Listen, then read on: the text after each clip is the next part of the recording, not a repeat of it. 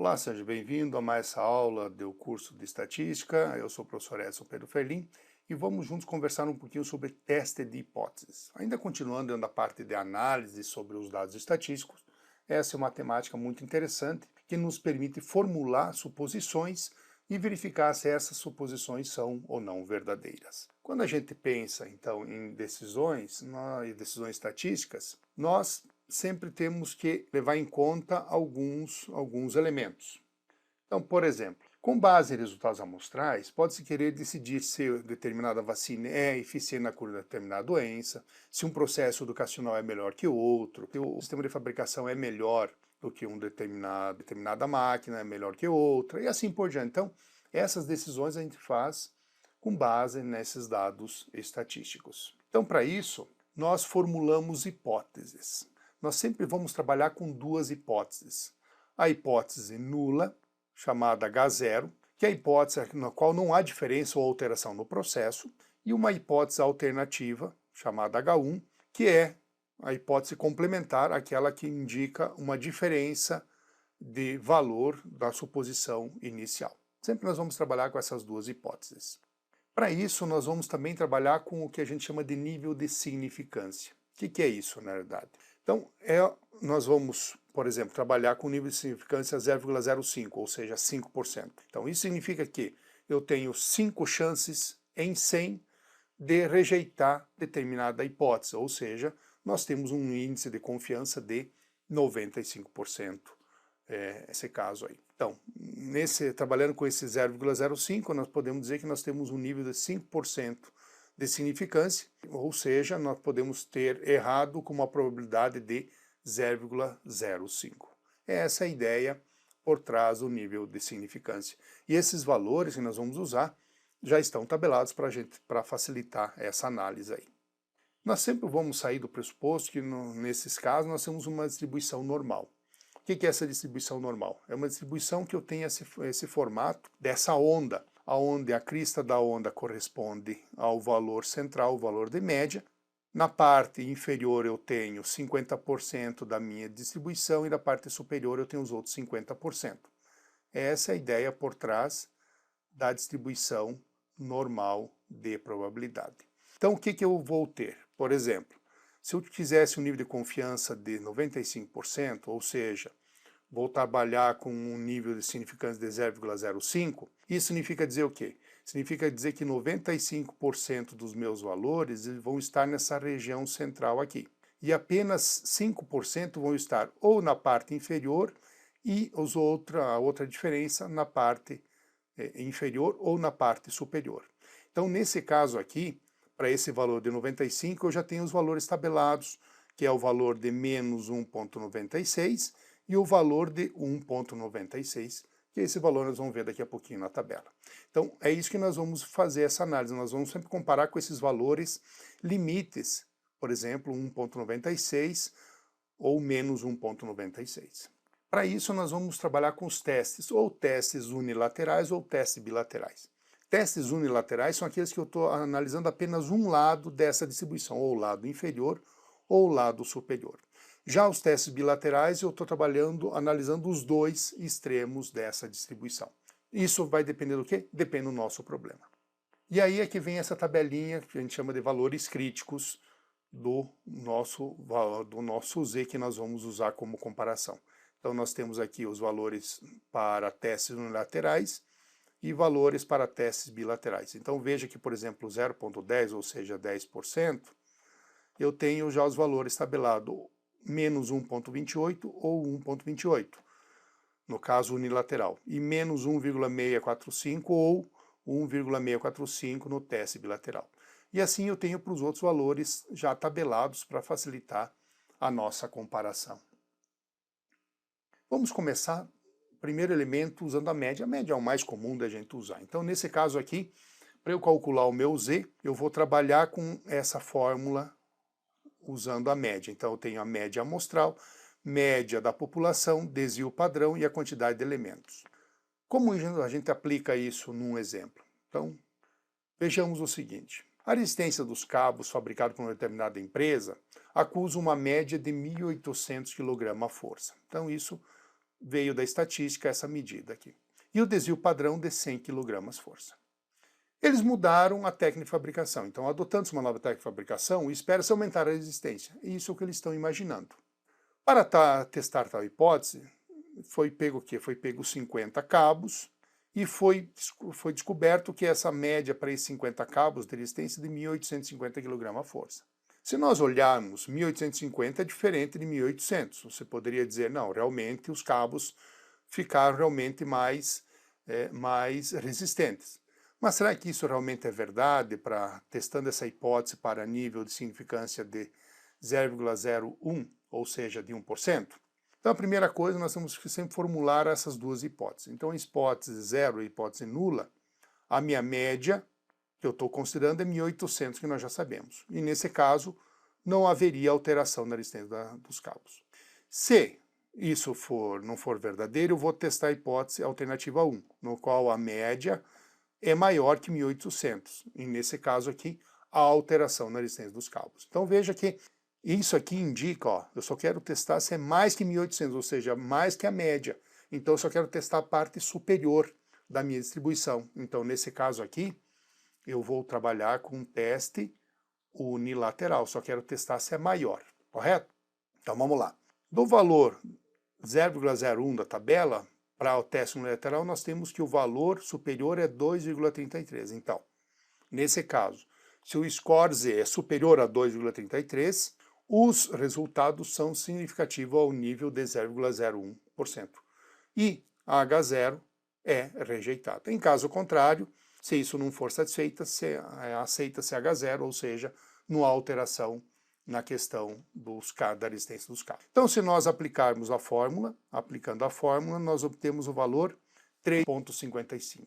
Como nós percebemos que 3,55 é bem maior do que 2,33, então nós podemos dizer que os resultados são altamente significativos e a alegação tem fundamento, ou seja, realmente houve um aumento na resistência dos cabos, o que era o teste que se esperava realmente comprovar. Então, realmente, nesse caso, os dados indicam que realmente houve uma melhoria na resistência dos cabos com esse novo modelo de fabricação. Nós podemos também usar a proporção para fazer esse tipo de análise. Então, nesse caso aqui, nós vamos trabalhar com a ideia de sucesso e de insucesso. Então, lembrando que sempre o valor P indica a questão de quantidade de sucessos e o que é a diferença, ou seja, de insucesso. Então, nesse caso aqui, eu estou trabalhando aqui com essa nova equação, onde aqui o meu x é o número efetivo de sucesso em uma determinada amostra, e não da população, né? Então, vamos lá. Vamos ver isso num exemplo. O fabricante de um determinado remédio alega que o mesmo acusou 90% de eficiência em aliviar a alergia por um período de 8 horas. Em uma amostra de 200 indivíduos que sofriam alergia, o remédio deu resultado em 160. Então veja, o que ele está dizendo que 90 em 8 horas, 90%. Mas na pesquisa deu que de 200 indivíduos, somente 160 deu positivo. Então vamos verificar esse caso aqui. Então a hipótese nula, H0, é a probabilidade ficar em 0,9, ou seja, 90%. Então, nesse caso, a alegação é correta, dizendo que realmente a eficiência foi satisfatória. E se o valor ficar abaixo, a alternativa ficar abaixo de 0,9, veja que eu também estou testando só o lado inferior, né? Então, nesse caso, a alegação é falsa. Então, indo para a resolução. Então, na resolução, nós já sabemos que o teste é unilateral, significando de 0,01, ou seja, nós estamos trabalhando com o valor agora menos 2,33, porque nós estamos trabalhando com a parte inferior, e o valor é menos 2,33. Então, a alegação do fabricante não é legítima se o Z for inferior a menos 2,33. E caso contrário, a alegação do fabricante é legítima e os resultados observados são devidos simplesmente ao acaso. Então, jogando na nossa fórmula, nós obtemos o valor menos 4,73. Veja que o valor é bem menor do que menos 2,33. Então, nesse caso aqui, concluímos que a alegação do fabricante não é legítima e que os resultados amostrais são altamente significativos. Nós podemos também trabalhar com diferença de médias. Então aqui nesse caso aqui, a minha fórmula ela tem dois pedaços para calcular o z, e essa parte aqui eu calculo em separado só para não poluir. Então nesse caso aqui eu vou trabalhar com a média amostral de uma população, média amostral de outra população, e essa diferença do desvio padrão dessas duas populações aqui. Então como é que fica isso? Vamos ver no exemplo. Então, aplicou-se uma prova a duas turmas, uma de 40 e outra de 50 alunos. Na primeira turma, a nota média foi de 74, com desvio padrão de 8. Na segunda turma, foi de 78, com desvio padrão de 7. A ideia é, a diferença significativa entre os resultados das duas turmas ao nível de significância de 0,05. Então, a hipótese nula H0, as duas médias são iguais, e a diferença é tão somente devido ao acaso. Por acaso, deu diferença. E a hipótese complementar, as médias são diferentes, e a diferença realmente é significativa de rendimento dessas duas turmas. Vamos ver a resolução. Então, aplicando na fórmula, fazendo a primeira formulinha do desvio padrão, a diferença, nós obtemos o valor 1,606, que jogando na equação, na primeira equação, levando em conta a média da primeira turma e da segunda turma, nós obtemos o valor menos 2,49. Como nós estamos trabalhando com um teste bilateral, então nós vamos considerar o quê? Se o valor está nesse intervalo de menos 1,96 e 1,96. Deu para perceber que o valor está fora desse intervalo aqui. Então, nesse caso, concluímos que o nível de significância é 0,05, há uma diferença significativa entre os resultados dessas duas turmas aí. Nós também podemos trabalhar com diferenças de proporções. Então, eu tenho, para esse caso aqui, eu vou trabalhar com a proporção 1, proporção 2, e o desvio padrão da diferença dessas proporções que vem dessa fórmula aqui do ladinho, que vem para a gente fazer o cálculo. Como a gente faz isso na prática? Então vamos ver isso. Imagina um exemplo. Uma consulta a 300 eleitores de um distrito A e 200 eleitores do distrito B acusou um índice de 56,48% a favor de um determinado candidato. Ao nível de significância de 0,05, teste a hipótese de que, hipótese A, não há diferença entre os dois distritos, e hipótese B, o candidato tem preferência no distrito A.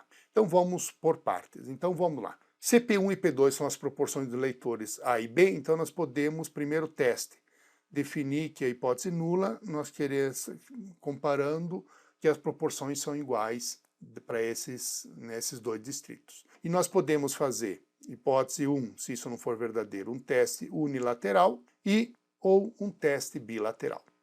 Então vamos resolver esse problema aqui. Então, primeiramente, nós vamos calcular o P. Como é que eu faço para calcular esse P? Então, nós vamos levar em conta os valores que nós já temos lá do problema. Nós sabemos que 56% da população da amostra de 300 é favorável a esse candidato, 48% de 200 também é favorável no outro distrito a esse candidato. Então, 300 mais 200, ao total de 500 eleitores. Então, isso dá um P de 0,528. O que é a diferença, ou seja, 0,472. Então é a diferença para 1. Jogando nessa equação do desvio padrão aqui das proporções, o meu P nós já sabemos que é 0,528, 1 menos P, que é o meu Q, nós sabemos que é 0,472.